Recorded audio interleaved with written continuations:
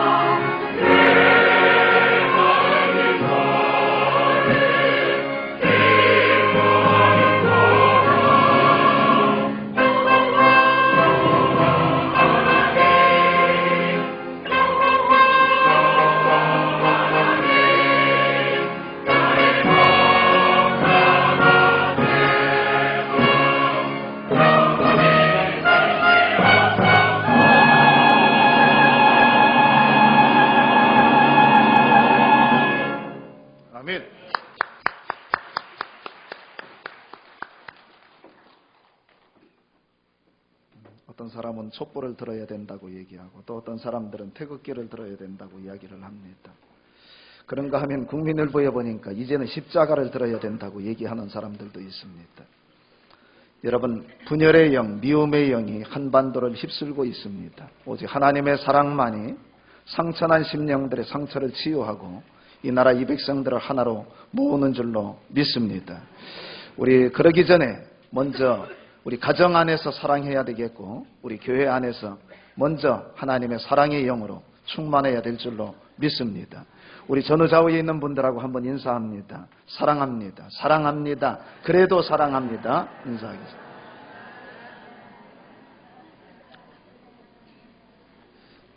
일본 히로시마에 가면 지금부터 72년 전 원자폭탄이 떨어진 지점 바로 옆에 히로시마 평화기념공원이 있습니다. 자료관에 들어가 보면 많은 유품이 전시가 되어 있는데 그 당시의 사진과 조형물들, 유품과 함께 한 장의 전단지가 사람들의 시선을 끌고 있습니다. 이 전단지는 무엇인가 하면 원폭이 투하되기 3개월 전부터 히로시마 전역에 미군이 투하한 그런 전단지 경고장들이었습니다. 전단지 내용은 다음과 같습니다. 히로시마 시민들에게 경고한다. 히로시마 시민들은 1945년 8월 6일 오전 8시까지 시내로부터 50km 밖으로 대피하라. US Air Force. 이렇게 기록이 되어 있습니다. 전단지를 받아든 시민들의 반응은 크게 두 가지로 나타났습니다. 어떤 사람들은 그것을 받아들고서는 도시를 떠나자고 하는 사람들이 있었고, 반면에 어떤 사람들은 미군이 우리를 교란시키려고 하는 심리전이기 때문에 이것에 속아서는 안 된다. 그러면서 그대로 도시에 있어야 된다고 얘기하는 사람들입니다. 서서히 운명의 날이 다가왔습니다. 히로시마 시민들 가운데 전단지의 경고를 받아들고서는 그것을 수용하고 그 도시를 떠난 사람은 극소수에 불과했습니다. 1945년 8월 6일 월요일 아침이 되었습니다. 사람들은 다른 날과 여느 때와 다름없이 아이들을 학교 등교를 시키기 위해서 준비를 하고 있었고, 또 직장 출근하는 사람들은 직장을 향하여 가고 있었습니다. 모든 것은 평상시와 다를 바 없어 보였습니다. 미 공군이 경고한 그 시간이 시시각각 다가오고 있었는데 시민들은 다소 불안하기는 하였지만 하늘을 올려다 보아도 아무런 조짐도 보이지 않았습니다. 그렇게 8시까지 아무런 징후가 없었고 8시 10분에도 고요한 정적만이 흘렀습니다. 마치 그 경고장은 거짓말처럼 보였습니다. 그리고 오전 8시 15분이 되었습니다. 갑자기 미국 전투기 B-29 두 대가 하늘에 나타났습니다. 그리고 히로시마 건설성 건물 상공에 소형 난로 정도 크기의 물체를 하나 떨어뜨렸습니다. 그리고 쏜살같이 두 대의 비행기는 사라졌습니다. 그리고 잠시 후에 꽝! 하는 소리와 함께 히로시마 전역은 그야말로 순식간에 아수라장이 되고 말았습니다. 여러분, 꽝 하는 소리와 함께 그 열과 바람에 의해서 히로시마 도시 전체가 완전히 사라지고 말았습니다. 원폭이 투하된 상공 온도는 섭씨 10만 도를 넘었고 지표면은 섭씨 3,000도, 4,000도에 이르렀다고 합니다. 이게 상상이 안 갑니다. 생각만 해도 끔찍한 일입니다. 223만 1,920명이 죽고 그 가운데 3분의 2 정도의 시신과 가축들은 아예 3분의 2 정도가 녹아내려서 형체를 찾아볼 수 없을 정도가 되고 말았습니다. 그 작은 전단지 한 장이 운명을 갈라놓은 것입니다. 전단지의 경고를 그대로 받아들이고 믿었던 사람들은 생명을 구하고 재산을 구할 수가 있었지만, 그러나 이것을 무시하고 믿지 않은 사람들은 불심판을 받고 말았던 것입니다. 오늘도 주님은 말씀하십니다. 주 예수를 믿어라. 그리하면 너와 내 집이 구원을 받으리라. 한 번 죽는 것은 사람에게 정해진 것이요 그 후에는 하나님의 심판이 있으리라. 하나님의 말씀은 여러분 어제나 오늘이나 영원토록 동일한 말씀입니다. 예수님을 믿고 천국 백성으로 살 것인가, 아니면 예수님을 믿지 아니하고 여전히 불신의 생활을 하면서 지옥 백성으로 살 것인가 하는 것은 한순간의 선택에 달려있다고 하는 것입니다.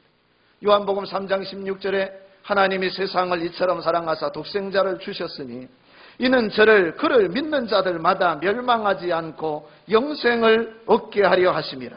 하나님이 그 아들을 세상에 보내신 것은 세상을 심판하려 하심이 아니요 그로 말미암아 세상이 구원을 받게 하려 하심이라. 그를 믿는 자는 심판을 받지 아니하는 것이요 믿지 아니하는 자는 하나님의 독생자의 이름을 믿지 아니하므로 벌써 심판을 받은 것이니라.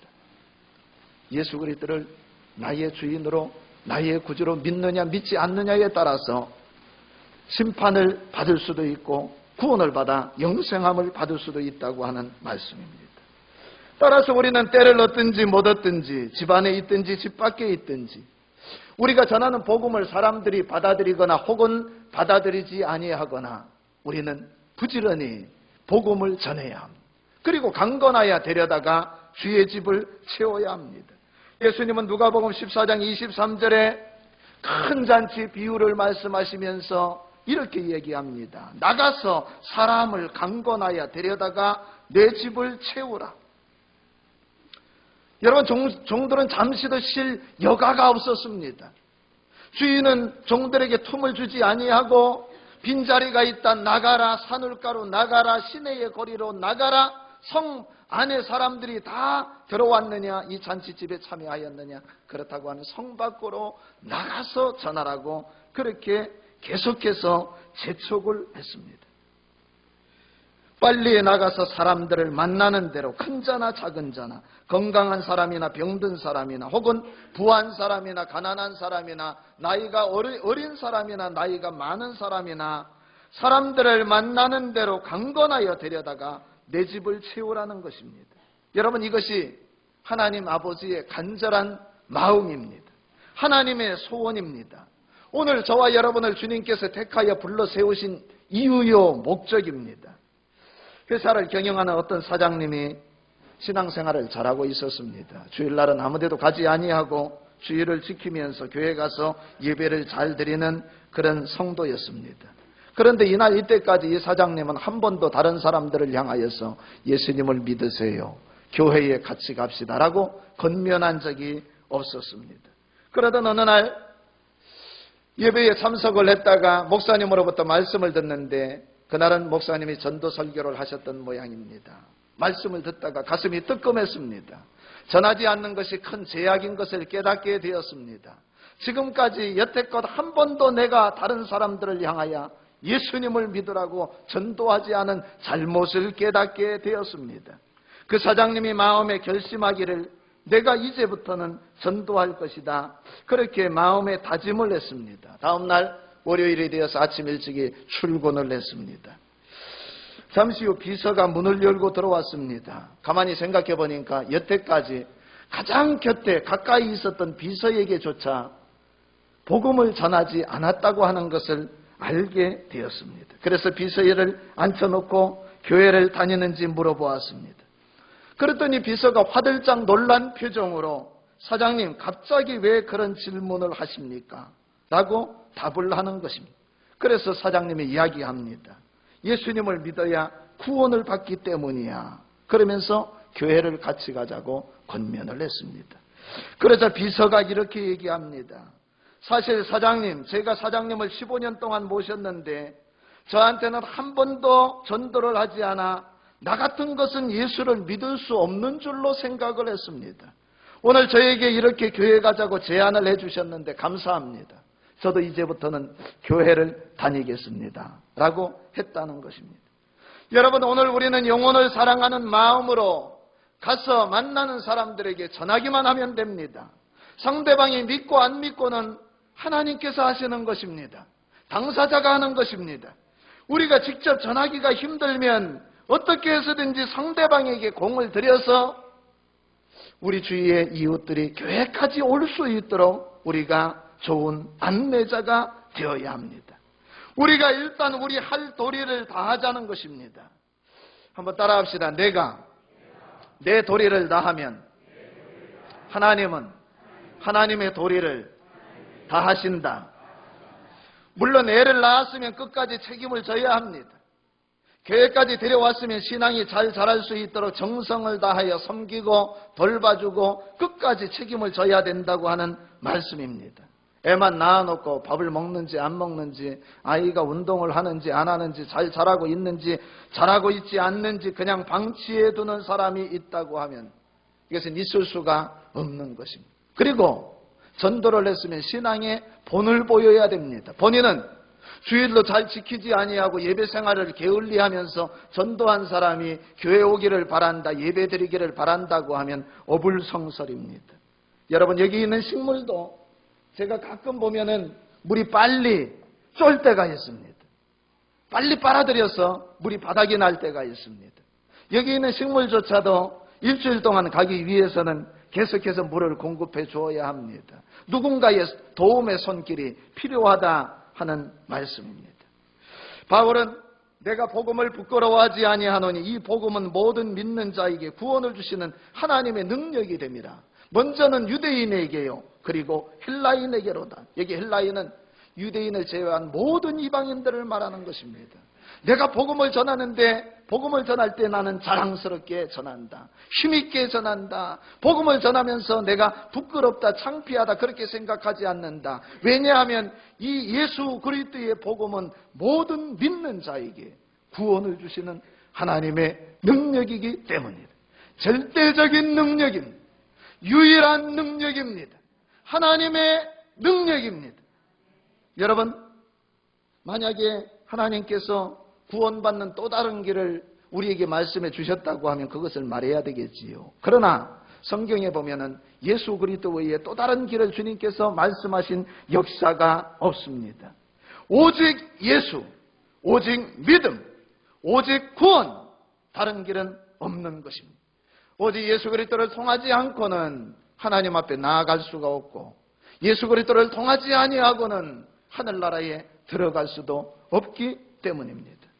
우리 교회에 송상덕 할머니라고 있습니다. 집사님입니다.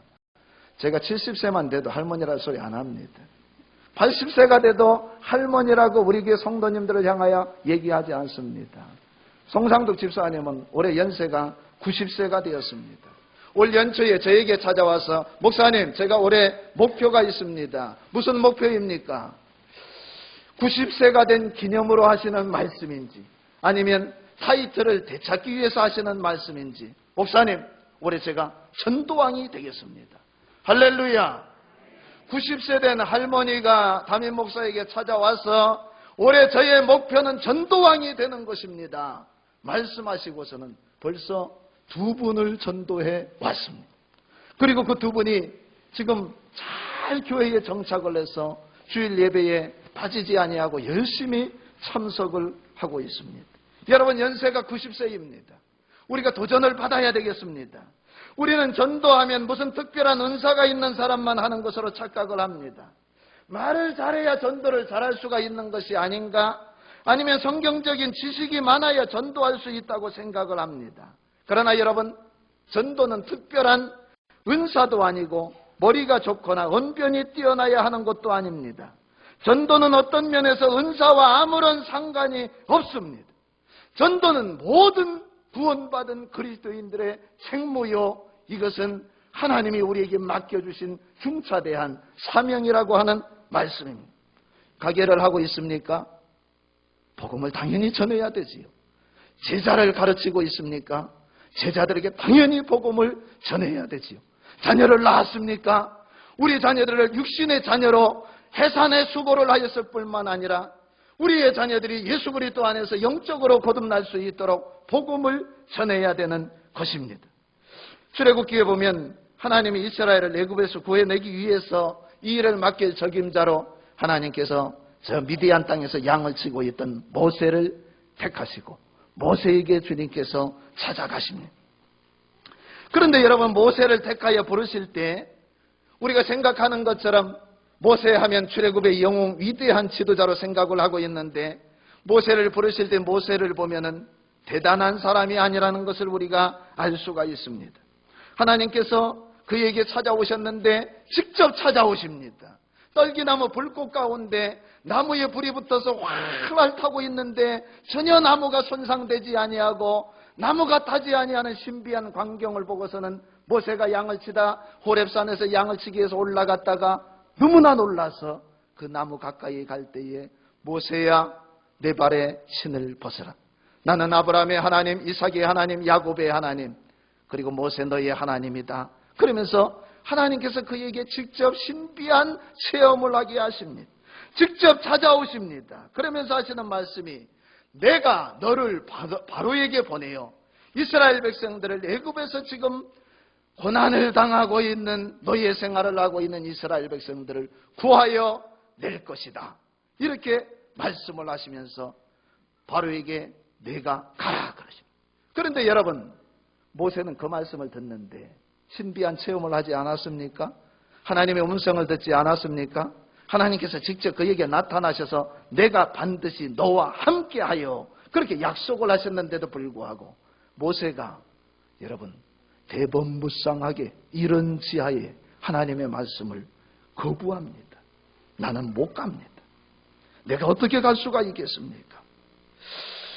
그때 하나님께서 그에게 나는 너희의 하나님 여호와 하나님이다. 여호와 하나님이라고 하는 뜻은 자존하시는 하나님, 스스로 계신 하나님, 사람들에 의해서 만들어진 우상이 아니고 사람들의 만들어진 그런 잡신이 아니고 온 세상을 창조하시고 통치하시고 함께하시는 전지전능하신 하나님, 야훼 하나님인 것을 가르쳐 주십니다. 그런데도 모세는 나는 못 갑니다. 왜 못 가냐? 저는 힘이 없습니다. 모세야, 내 손에 있는 것이 무엇이냐?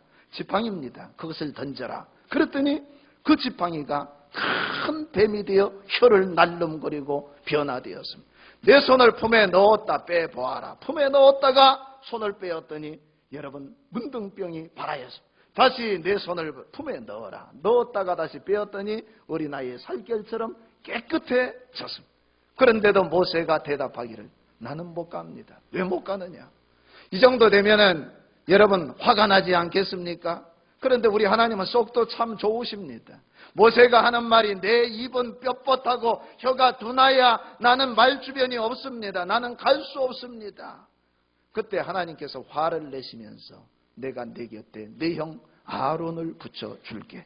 너는 가라. 그렇게 명령을 하십니다. 여러분 우리 같으면 속이 터질 것입니다. 그런데 하나님이 참고 인내하시면서 포기하지 아니하고 주님께서 택하신 모세, 한 번쯤 하신 모세를 여러분 끝까지 설득하고 그에게 기적을 나타내 보여주고 그에게 선물을 하나를 남겨주면서 주님께서 써먹겠다고 말씀을 하시는 것입니다. 여러분 이와 같이 하나님은 우리 모습 있는 그대로 받으신 것을 믿으시기를 바랍니다. 우리가 부족하면 부족한 대로, 연약하면 연약한 대로, 아무것도 가진 것이 없으면 가진 것이 없는 대로, 여러분 우리 성격이 여러분 난폭하면 난폭한 대로, 온유하면 온유한 대로 우리 하나님께서는 저와 여러분을 그 모습 그대로 다 받으신 것을 여러분 믿으시기를 바랍니다. 주님께서는 모세에게 내 손에 든 것이 무엇이냐? 내 지팡이를 쓰겠다. 내 입을 쓰겠다. 내 손에 있는 것이 무엇이냐? 내가 그것을 쓰겠다고 말씀하시는 것입니다. 여러분 기억하십시오. 하나님의 손이 우리의 손을 붙잡고 있습니다. 하나님이 우리의 입을 붙잡고 있습니다. 하나님이 저와 여러분의 머리를 붙잡고 몸을 붙잡고 있습니다. 주님이 언제나 우리와 함께 하시고 우리를 인도해 가시는 것을 믿으시기를 바랍니다. 여러분 주님은 우리에게 필요한 것이 무엇인지 다 아십니다. 부족한 것도 아십니다. 그런데 정작 중요한 것은 우리 자신입니다. 배경도 아닙니다. 환경도 아닙니다. 주위 여건 상황도 아닙니다. 오늘 저와 여러분이 어떤 마음 자세를 갖고 있느냐, 하나님을 믿느냐 믿지 않느냐 하는 것입니다. 오늘 성경에 부활하신 예수님이 이제 하늘로 올라가시기 직전에 일어난 사건입니다. 한 산에 제자들이 다 모여 있을 때 예수님께서 그들에게 말씀하십니다. 나는 하늘과 땅의 모든 권세를 가졌다. 이제 내가 너희에게 명령하노니 너희는 가서 모든 민족을 제자로 삼아 아버지와 아들과 성령의 이름으로 세례를 베풀고 내가 너희에게 분부한 모든 것을 가르쳐 지키게 하라. 볼지어다 세상 끝날까지 너희와 항상 함께 있으리라. 세상 끝날까지 주님이 함께 하신다는 것은 역사의 주인이 누구라는 것입니까? 우리 인생의 주인이 누구라는 것입니까? 시작하신 하나님께서 반드시 이 땅 가운데 주님께서 재림하시고 여러분 이 세상이 이 지구촌이 멸망할 날이 찾아온다고 하는 것을 얘기하고 있습니다. 그러나 예수님을 믿는 신실한 그리스도인들은 다 주님과 함께 들림을 받는 것입니다. 여러분 세상 끝날까지 우리 인생의 끝날까지 예수님이 함께 하시는 것을 믿으시기를 바랍니다. 우리 주님께서 지상 최대의 명령 더 그레이트 커미션이라고 하는데 제자들에게 마지막 명령을 했습니다. 가서 제자를 삼으라. 세례를 베풀고 내가 너희에게 분부한 모든 말씀을 그들에게 가르쳐 그들을 훈련시키고 그들을 양육하여 그들을 지도자로 세우라고 그렇게 주님께서 명령을 하고 있습니다. 지난주 토요일에 보니까 우리 김수아 집사님이 우리 성가대에 앉아있는 새가족부실에서 우리 대학생들을 모아놓고서는 그들에게 말씀을 가르치고 그들을 섬기고 제 옆방에 있는데 웃음꽃이 계속 떠나지 않는 것을 보았습니다. 여러분 토요일은 교수님들이 쉬는 날입니다. 그런데 일부러 나와서 여러 명의 우리 대학생들을 케어하고 제자 훈련을 시키기 위하여서 토요일 나와서 그렇게 헌신을 하는 것입니다. 여러분 디모데가 훌륭한 전도자가 되고 목회자가 될 수 있었던 것은 그에게 스승 바울이 있었기 때문입니다. 나중에는 이 바울과 디모데의 관계가 사제지간을 관계를 뛰어넘어서 영적인 아버지와 아들의 관계처럼 끈끈한 관계로 변화가 됩니다. 여러분 여호수아가 이스라엘 백성을 이끌고 가나안으로 들어가는 훌륭한 리더가 될 수 있었던 것은 그에게 모세가 있었기 때문에 가능했던 일입니다. 모세는 여호수아를 끝까지 돌보고 양육하고 철저하게 훈련시켜서 제2의 모세로 준비시켰습니다. 여러분 오늘 우리 여기 앞에 김희규 장로님, 이순걸 장로님 앉아 계십니다. 우리 가운데 많은 성도님들도 있습니다. 우리 원로 목사님의 신앙과 교육을 통하여 원로 목사님의 사랑을 전수받은 애제자들입니다. 이제는 우리가 캠퍼스로 가야 합니다. 이제는 학교로 가고 동네로 들어가고 직장으로 들어가고 시장으로 들어가야 합니다. 모든 민족을 제자로 삼아야 합니다. 할렐루야.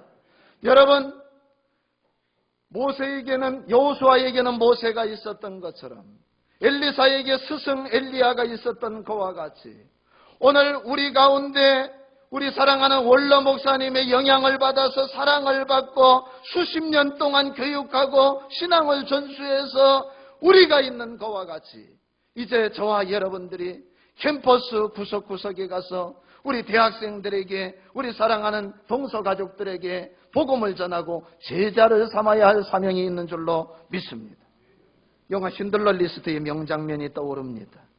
오스카 신들러의 도움을 받아서 유대인들 1100명이 구사일생으로 홀로코스트 유대인의 학살 가운데 살아났습니다. 홀로코스트가 뭐냐면 구약 성경의 히브리어로 올라 번제라고 하는 뜻입니다.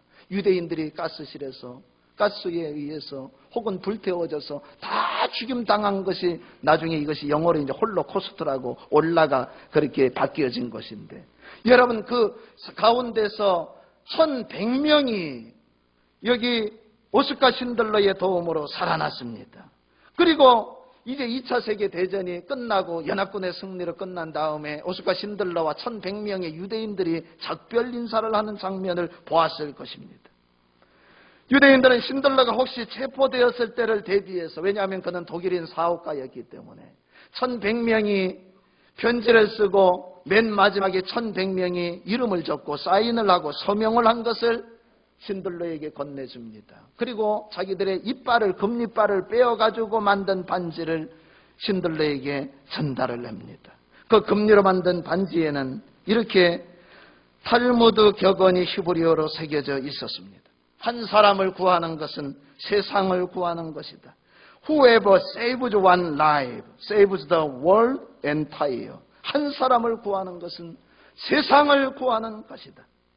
그것을 받아든 신들러가 말문이 막힙니다. 눈물을 글썽입니다.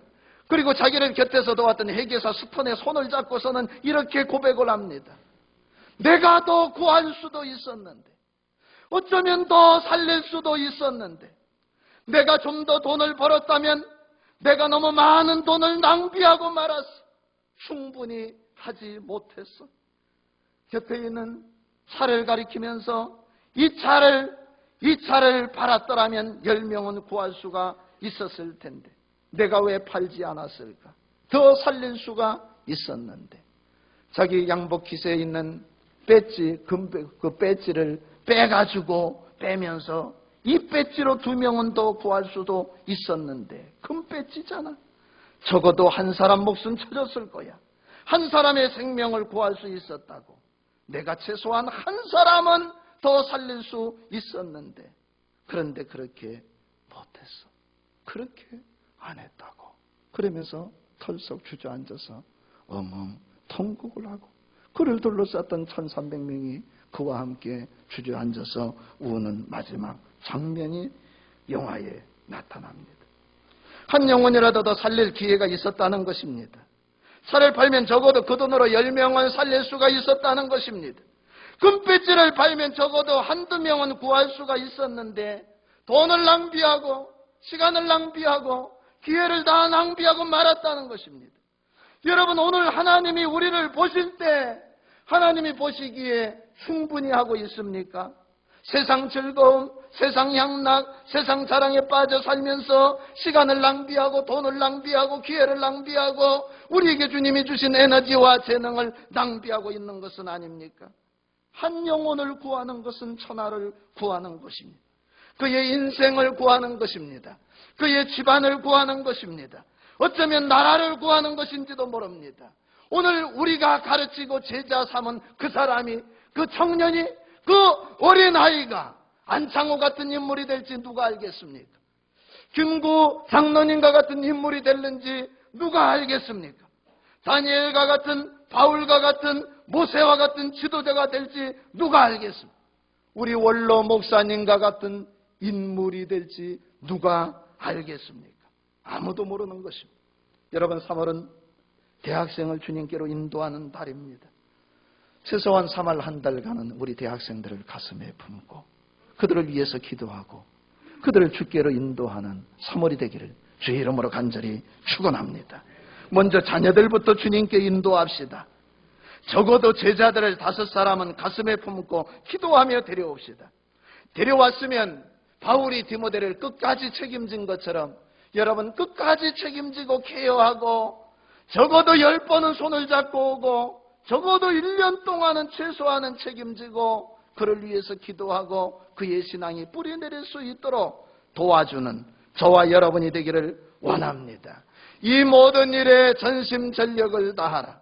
이 모든 일에 전심전력을 다하라. 기도하겠습니다. 은혜가 풍성하신 하나님 아버지, 우리 주님께서 하늘로 올라가시기 직전에 제자들에게 가서 제자 삼어라. 아버지와 아들과 성령으로 세례를 주고 내가 분부한 것을 가르쳐 지키게 하라고 말씀하셨습니다. 하나님 아버지, 디모데가 있는 것은 스승 바울이 있었기 때문입니다. 11 제자가 있었던 것은 스승 예수님이 계셨기 때문입니다. 하나님 아버지, 우리가 우리 주위에 아직도 주님을 믿지 않는 영혼들, 특별히 젊은이들, 대학생들을 주님께로 인도하는 주의 백성들이 다 되게 하여 주시옵소서. 예수님의 이름으로 간절히 기도하옵나이다. 아멘.